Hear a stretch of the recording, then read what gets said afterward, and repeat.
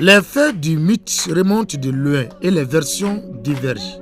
Une première version nous apprend que la mariée était destinée au fils de l'intime ami à son père. En route, elle s'est transformée en colline pour éviter ce mariage qu'elle n'aimait pas.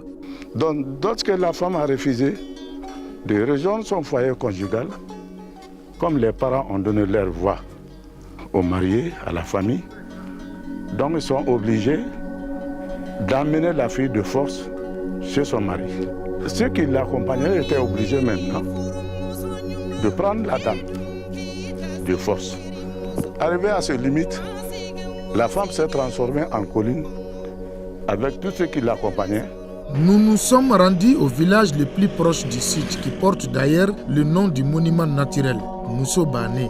Ici, une deuxième version nous révèle plutôt que c'est un piège de la marâtre de la jeune dame qui l'a conduite dans une situation délicate, une honte monumentale.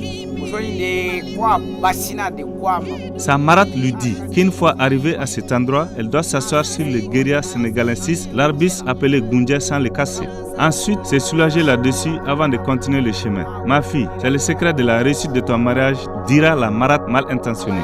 La jeune mariée fait ainsi, mais au moment de se lever, l'arbis très flexible projeta des selles sur la tenue de la mariée. La crainte d'être la rusée de la belle famille en se présentant avec des vêtements sués a conduit la jeune mariée à s'arrêter à mi-chemin.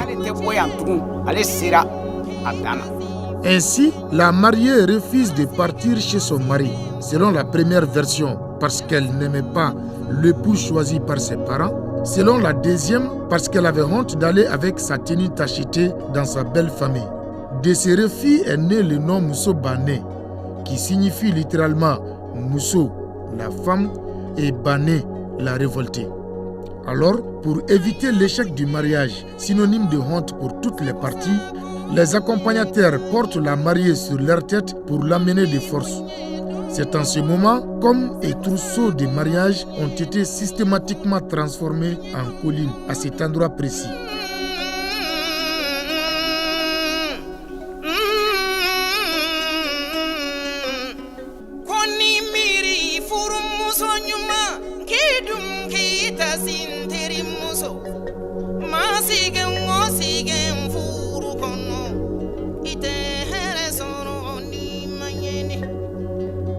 La tête, c'est vers là, la tête de la mariée.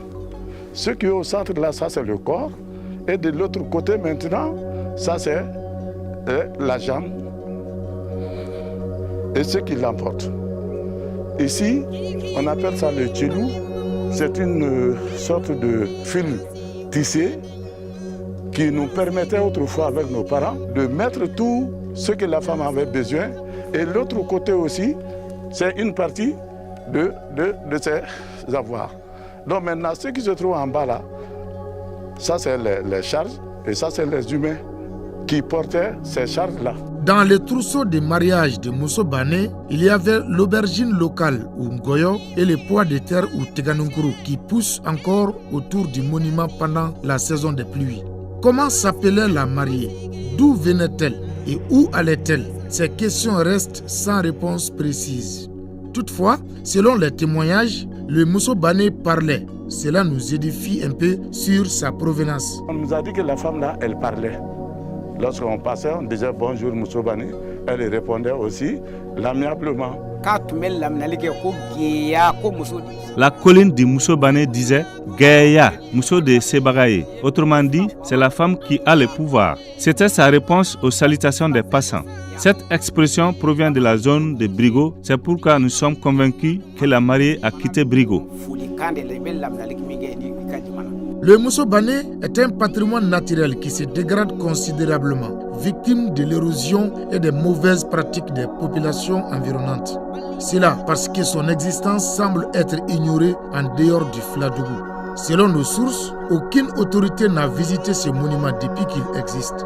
Ce lieu, comme beaucoup d'autres dans la localité, peut à coup sûr constituer une attraction touristique au profit des populations locales et du Mali tout entier.